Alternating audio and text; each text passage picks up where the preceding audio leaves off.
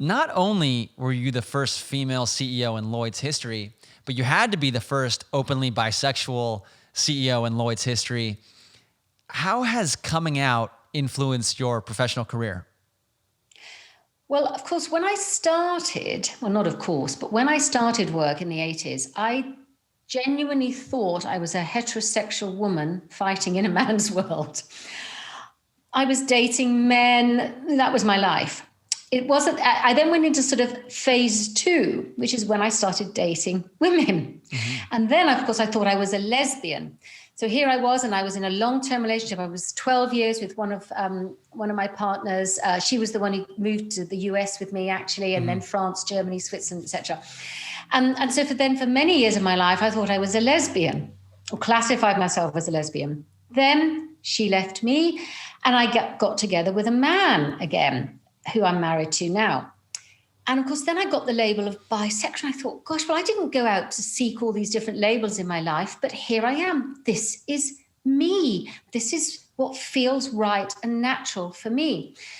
And this happened just before Lloyd's. So I get to Lloyd's, and then I mean, I don't want to talk about my sexuality particularly at all, actually, at that time.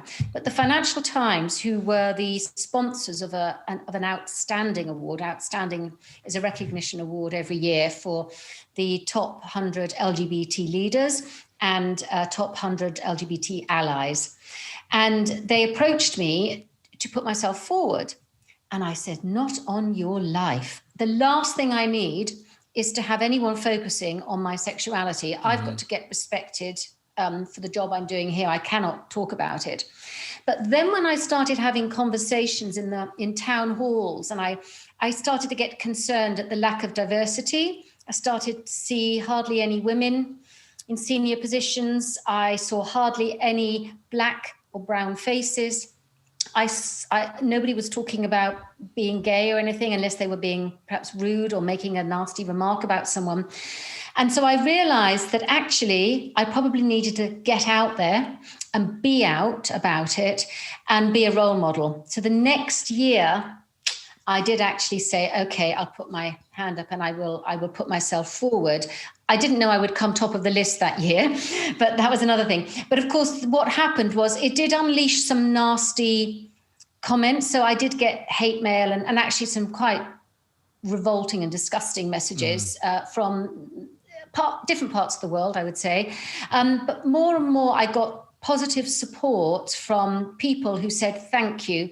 Thank you for being a role model and thank you for being out.